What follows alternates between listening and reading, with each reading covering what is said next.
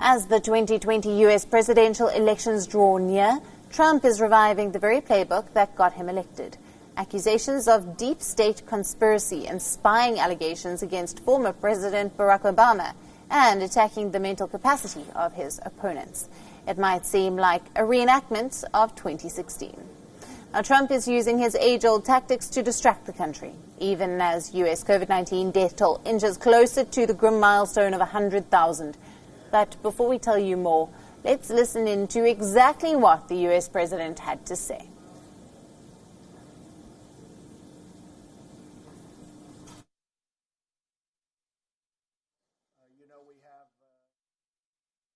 But what am I doing? I'm fighting the deep state. I'm fighting the swamp.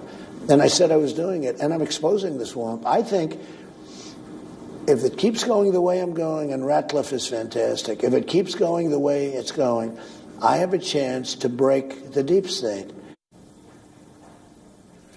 That was the President of the United States saying that he is fighting the deep state. But what exactly is the deep state that Trump keeps talking about?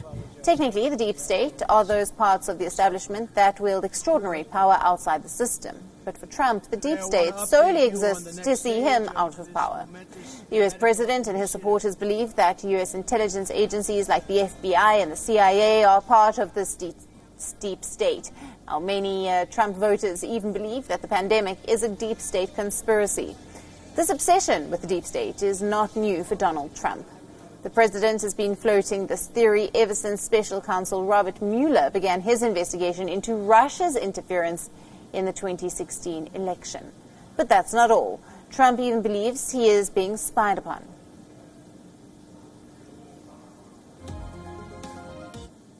They're spying on me. They're spied on me. And that's not being paranoid. That's being fact.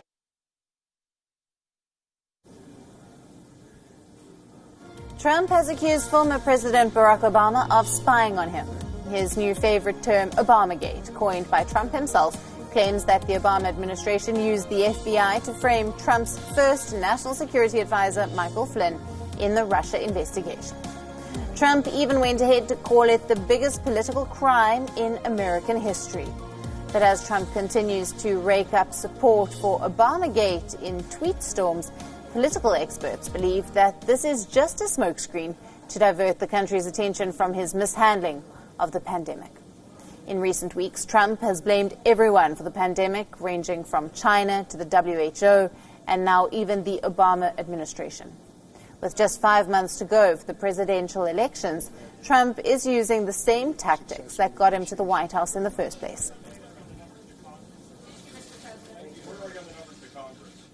Is traveling to Washington?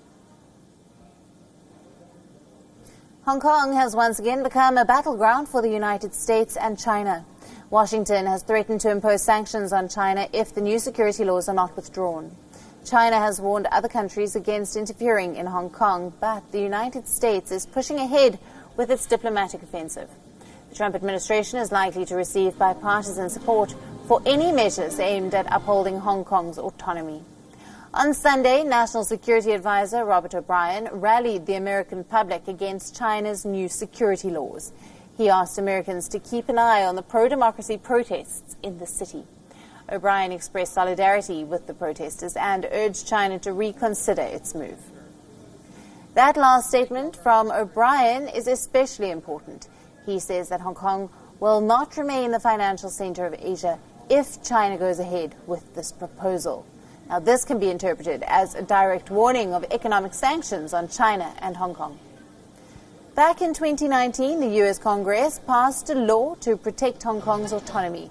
The Hong Kong Human Rights and Democracy Act was backed by Democrats and Republicans alike. The law requires the U.S. government to impose sanctions on Hong Kong and China if the city's autonomy is violated. The U.S. State Department is also supposed to conduct an annual review of the political situation in Hong Kong. This review will determine the future of diplomatic and commercial ties between the U.S. and China. NSA Robert O'Brien feels that under the current circumstances, Secretary of State Mike Pompeo's review will not be favorable to China. 1992 Hong Kong Policy Act, the 2019 Hong Kong Human Rights and Democracy Act, both require the Secretary of State to certify that Hong Kong maintains a high degree of autonomy. And I don't think it's going to be, under the current circumstances, especially if the law is passed, it's hard to see how Secretary Pompeo could make that certification. If he fails to make that certification, there are consequences that come with it, sanctions and others. Revoking Hong Kong's special status would be a big blow to the city. More than 1,300 American companies have established operations in Hong Kong. U.S. investment in Hong Kong stands at $82 billion, and bilateral trade accounts for nearly $67 billion annually. Currently, Hong Kong is treated as a separate entity from mainland China.